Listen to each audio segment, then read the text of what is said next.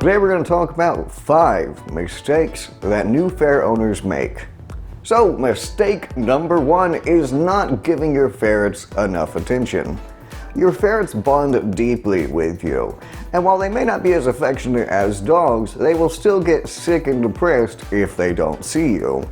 Good, now I can start work. Goodness gracious, I have coffee. I have coffee and a ferret. The world may never stop me now.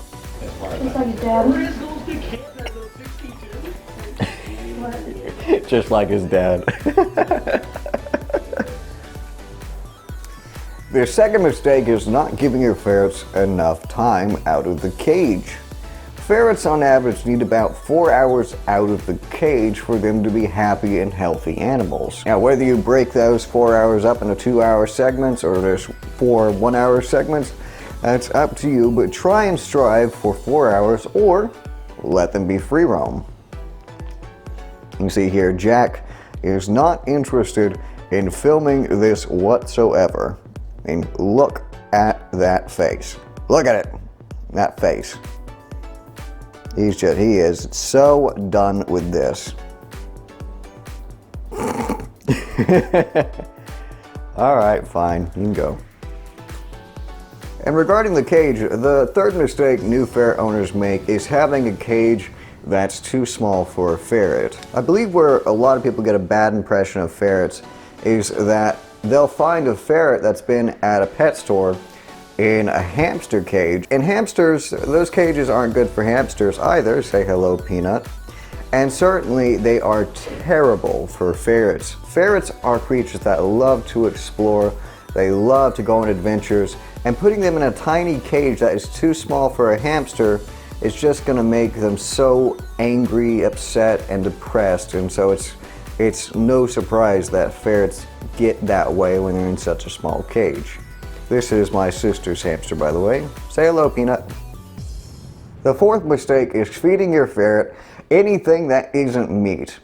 Unlike dogs, ferrets can't digest anything that isn't meat. So while a dog will do okay with a treat that is partly plant matter and partly meat protein, your ferret won't be able to digest the plant proteins. So while it's okay for a dog, for your ferret, it's not the greatest idea. And the fifth and final mistake is not training your ferrets on how to properly communicate and play with humans.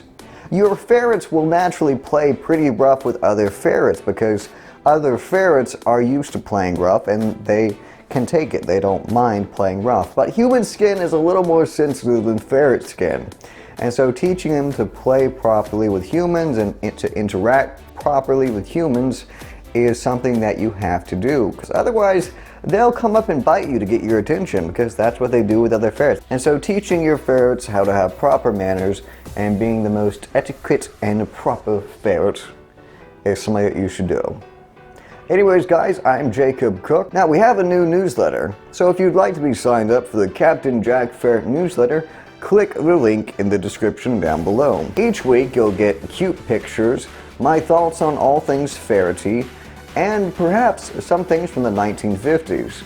So if you have even an inkling about the Fallout universe and the theme around it, then this might be for you, and lots of other stuff. So click the link down in the description, and by the way, only once a week, unlike certain other ferret channels.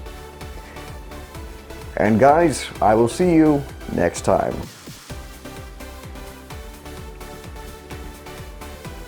Ta-da! I don't know. I'm editing this out. The second mistake related to that is that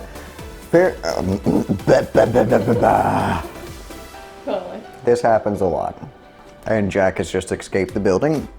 Elvis has left the building.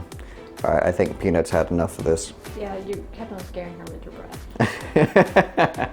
Yeah, I know. I get kind of poofy at times. The fourth mistake is feeding your ferret anything that isn't meat.